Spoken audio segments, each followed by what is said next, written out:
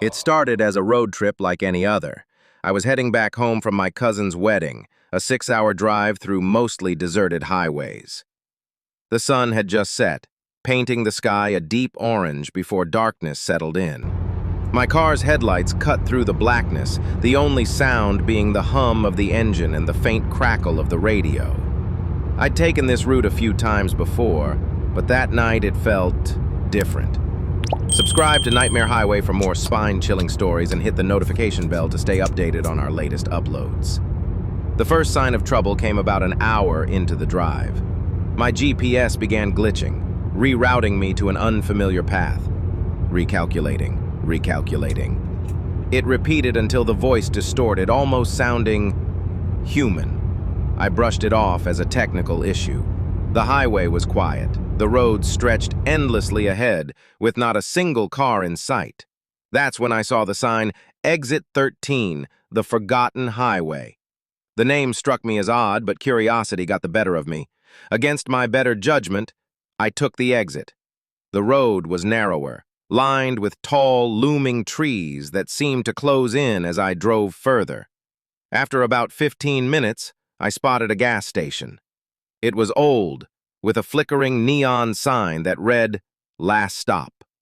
The attendant was an elderly man with a strange demeanor.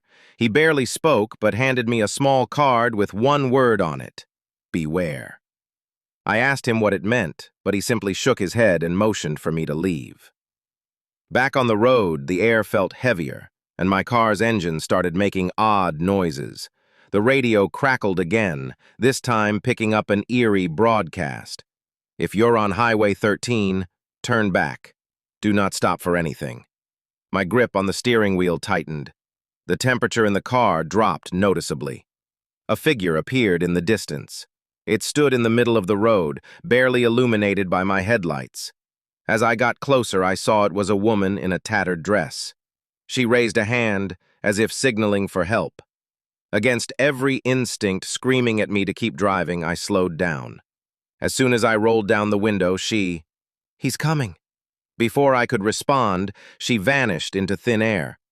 Panic set in as my car began to sputter. I pulled over to the side, heart racing. That's when I heard it. A low, guttural growl coming from the woods. Shadows moved among the trees, circling my car. My headlights flickered, and for a split second, I saw glowing red eyes staring back at me. Without thinking, I started the car, praying it wouldn't stall. It roared to life, and I sped down the highway. After what felt like hours of driving, I came across a small town. It was eerily quiet, with no signs of life. The building looked abandoned, yet the lights inside flickered as though people were home. I stopped in front of a diner, its neon sign buzzing faintly. Inside, the tables were set, food half-eaten, but no one was there. On the counter was a newspaper dated 1956. The headline read, Highway 13, the road to nowhere. A sudden knock on the window made me jump. It was the woman from the road. Scared. "You shouldn't be here," she said, her voice trembling. She explained that the highway was a trap, a place where travelers disappeared, their souls claimed by something lurking in the shadows. The only way out, she said, was to drive without stopping, no matter what. As I got back into my car, the growling returned, louder this time. The trees seemed to close in, and the road behind me disappeared into darkness.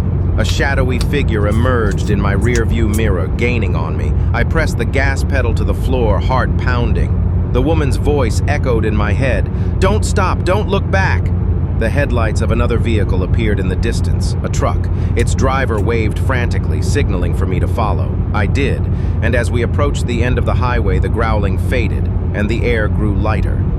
The truck led me back to a familiar road, and just as suddenly as it appeared, it vanished.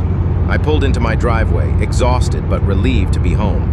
As I got out of the car, I noticed a small card stuck to my windshield. It was identical to the one the gas station attendant had given me. On the back, scrawled in messy handwriting, were the words, "You escaped. This time." I looked back at the road, half expecting to see the shadowy figure, but it was just my imagination. Or was it? Since that night, I've avoided late-night drives, but I can't shake the feeling that Highway 13 is still out there, waiting for its next victim.